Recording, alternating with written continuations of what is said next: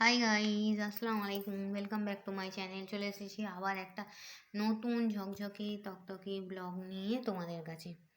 কেমন আছো বন্ধুরা সব? তো চলো আজকের লাঞ্চের সঙ্গে তোমাদের পরিচয় করিয়ে দিই। এটা কি বলো তো?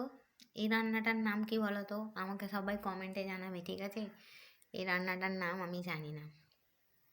সবাই বলবে কী রে বাবা, নিজের কি মাথা ওলট পালট হয়ে গেছে নাকি? নিজে রান্না করে আর বলছে রান্নার নাম জানি না। তো এইটা এখন সবাই বিরিয়ানি লাভার, কি বলো বন্ধুরা? বিরিয়ানি হলে আর কিচ্ছু লাগে না, তাই না? আর কালে শীতকাল, একটু যে দই খাবো গলা ধরে যাবে, ঠান্ডা খাবো গলা ধরে যাবে, তাই না?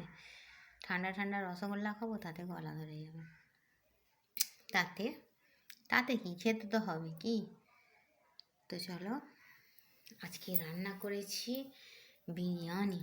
বড় বড় আলু, মাংস, ডিম, কলকাতা স্টাইল বিরিয়ানি। আমার জ্যোতির ফেভারেট। আজকে মঙ্গলবার, আমার জ্যোতিকে তো জ্যোতির জন্য দিই।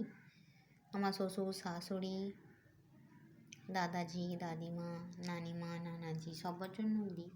আজকে জ্যোতির জন্য দিয়েছি বিরিয়ানি। আমার বাচ্চা বিরিয়ানি খেতে ভালোবাসতো, ওই জন্য আজকে ওর জন্য স্পেশাল জ্যোতি স্পেশাল বিরিয়ানি। ঠিক আছে বন্ধুরা, এই আছে বিরিয়ানি।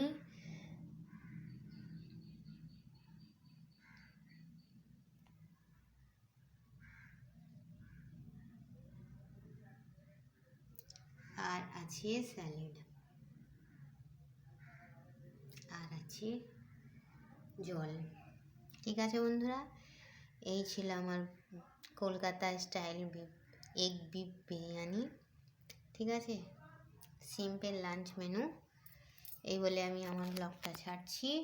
Thanks for watching. আর হ্যাঁ, কে কে খাবে চলে এসো।